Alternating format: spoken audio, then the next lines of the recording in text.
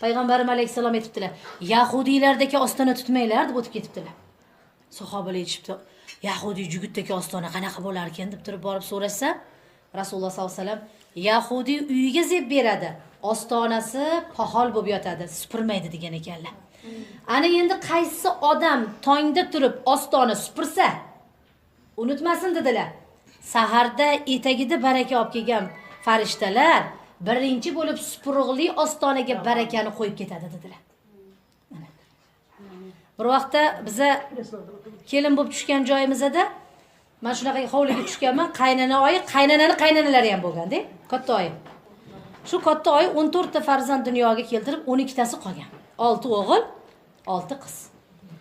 Ertalab saharda biza hovli supurgani chiqsak, oyuza bomdod namozini o'qirdilar-da, juda qiyin edi shu ayolga yurish, oyog'i og'rig'idi.